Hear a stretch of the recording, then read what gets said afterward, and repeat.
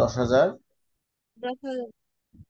তাহলে এখানে দুইটা, এটা দেখেন, একটা হাইয়েস্ট লেভেল একটা লোয়েস্ট লেভেল। লোয়েস্ট লেভেল হচ্ছে 6,400 ইউনিট, আর 10,000 ইউনিট হচ্ছে হাইয়েস্ট লেভেল, ঠিক আছে। হুম।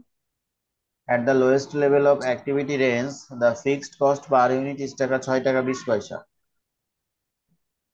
লোয়েস্ট লেভেলের ফিক্সড কস্ট পার ইউনিটটা ধরা হয়েছিল 6 টাকা 20 পয়সা। And the other cost are estimated as follows, এবং অন্যান্য খরচগুলো ছিল, যেমন ডিরেক্ট ম্যাটেরিয়াল ছিল 34,400, ডিরেক্ট লেবার ছিল 19,840, আর ভেরিয়েবল ওভারহেড ছিল 17,760। ছয়। আচ্ছা, তো এখান থেকে আপনাকে নির্ণয় করতে বলছে, দেখেন, ascertain the estimated total cost and cost per unit and the lowest and highest level of activity range. আচ্ছা, আগে আমরা বলি ascertain the estimated total cost and cost per unit. আনুমানিক টোটাল ব্যয়টা নির্ধারণ করতে বলছে, আর তারপরে পরের এন্ড এর পরের অংশ আমি পরে বলতেছি।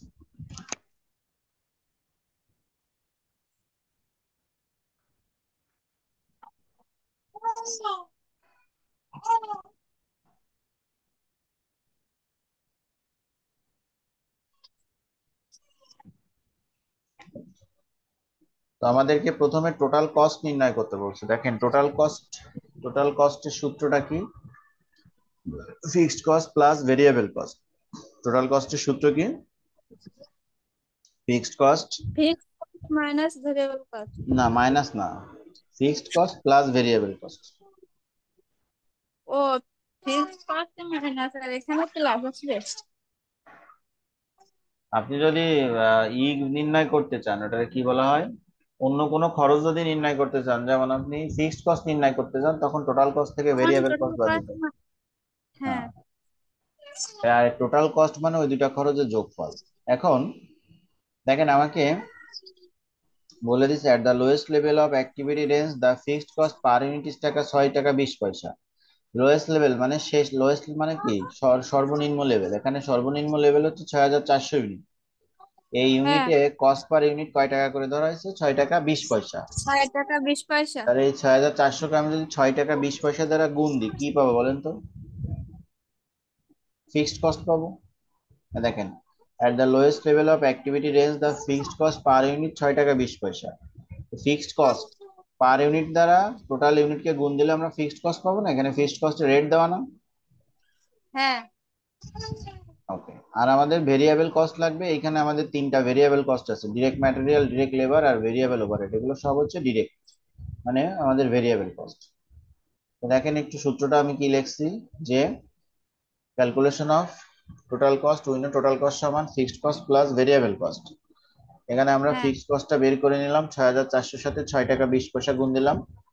6,400 সাথে কেন দিলাম, ওখানে লেখা ছিল লোয়েস্ট লেভেল অফ অ্যাক্টিভিটি রেঞ্জে ছিল 6 টাকা 20 পয়সা হবে।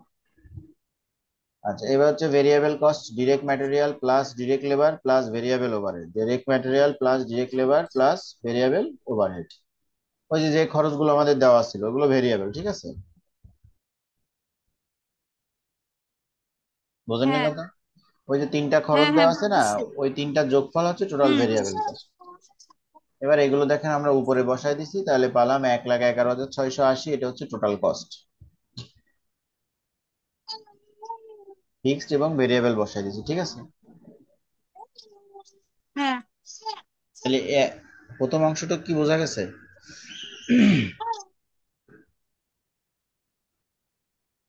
হ্যাঁ ভাই, বুঝছি। এবার দেখেন বলছে, এই যে এন্ড এর পরের অংশ বলছে, and cost per unit at the lowest and highest level.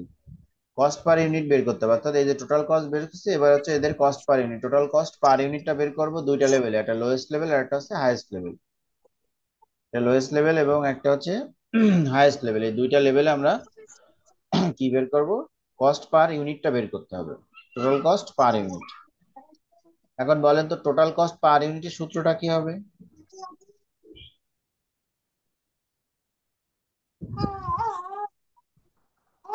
Total cost পার ইউনিটের সূত্রটা কি হবে? এই যে আমরা দেখেন টোটাল কস্ট সূত্র লিখছি কি, fixed cost plus variable cost লিখছি না?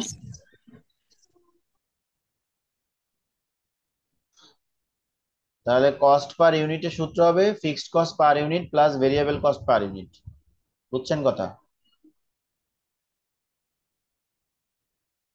হ্যালো?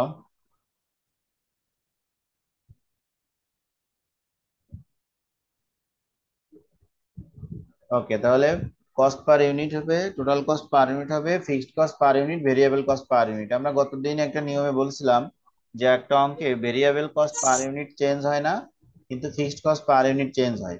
আবার একটা অঙ্কে ভেরিয়েবল কস্ট চেঞ্জ হয় কিন্তু ফিক্সড কস্ট চেঞ্জ হয় না, অর্থাৎ ফিক্সড কস্ট চেঞ্জ হয় না কিন্তু fixed cost per unit change হয়। আর ভেরিয়েবল হ্যাঁ কস্ট ভাইয়া।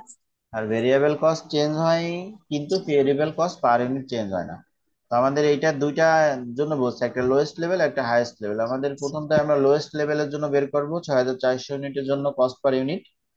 তাহলে এখানে আমার ফিক্সড কস্ট পার ইউনিট আমাদের কিন্তু 6400 ইউনিটের জন্য 6 টাকা 20 পয়সা হারে দেওয়া ছিল।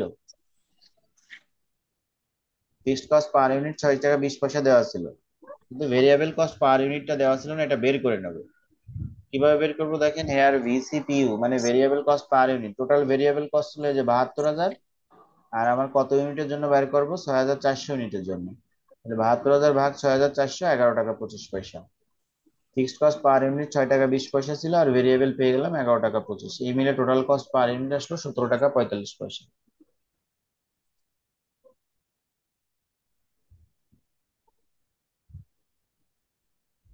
তাহলে আমাদের লোয়েস্ট এবং হাইয়েস্ট এর জন্য বের করতে বলছে, তাহলে লোয়েস্ট লেভেলের জন্য cost per total cost per unit আসলো 7 টাকা 17 টাকা 45 পয়সা। 45 পয়সা। এবারে হচ্ছে হাইয়েস্ট লেভেলের জন্য বের করবো। হাইয়েস্ট লেভেল মানে 10,000 ইউনিট। তো দেখেন লেখা আছে ফর হাইয়েস্ট অ্যাক্টিভিটি লেভেল 10,000 ইউনিটের জন্য টোটাল কস্ট পার ইউনিট বা টিসিপিইউ ছিল fixed cost per unit plus variable cost per unit. আমরা জানি variable cost per unit change হয় না, যেটা আমরা আগে বের করে আসছি। ভেরিয়েবল কস্ট পার ইউনিট 11 টাকা 25 পয়সা, কিন্তু fixed cost per unit change হয়। তো এইটার জন্য দেখেন 10,000 ইউনিটের জন্য fixed cost per unit, total fixed cost ছিল 39,680। আর আমি দশ ছয়শো হাজার আশি আর 10,000 ইউনিটের জন্য বের করব, 10,000 দ্বারা ভাগ দিলাম, তাহলে 3.968। এবার এই দুটো যোগ করলে আমরা পেয়ে গেলাম হচ্ছে আমাদের 14 টাকা 95 পয়সা, বা বলতে পারি এটা হচ্ছে আমার টোটাল কস্ট পার ইউনিট।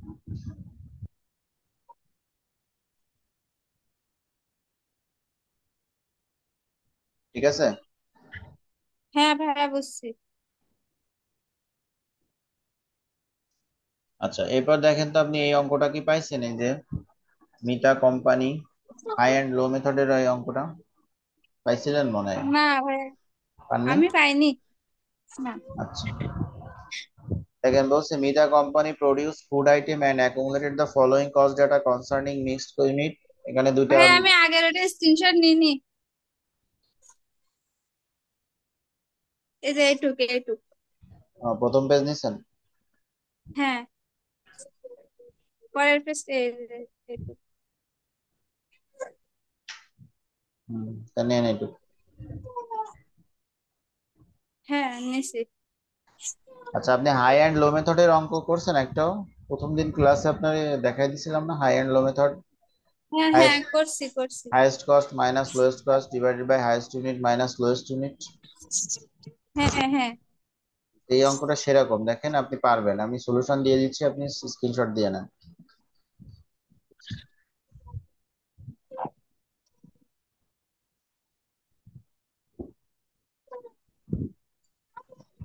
আমরা বলছিলাম যে ভেরিয়েবল কস্ট পার ইউনিট বের করতে হয়, তার ফিক্সড কস্ট দুইটা লেভেলের জন্য বের করা লাগে, হাই লেভেল আর লো লেভেল। লো হ্যাঁ ভাই, লেভেল আমি এরকম একটা ম্যাথ করছিলাম আগে। সেই একই ম্যাথ।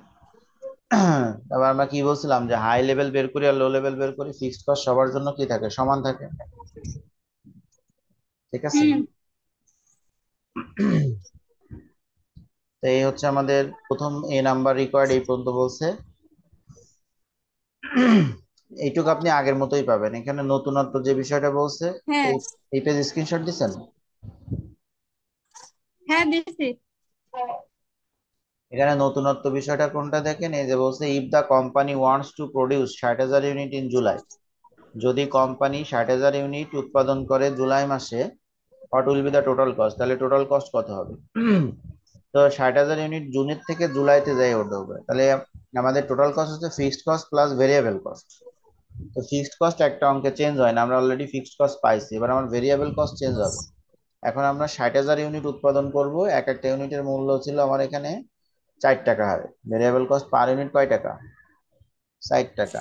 4 টাকা। তাহলে আমরা 60,000-কে 4 দ্বারা গুণ দেবো, গুণ দিলে ভেরিয়েবল কস্ট পাবো, আর ফিক্সড কস্ট আমাদের এখানে যে 1,16,000 বের হচ্ছে। এই দুটো দেখেন, যোগ করলে আমরা মোটামুটি টোটাল কস্ট পেয়ে যাচ্ছি।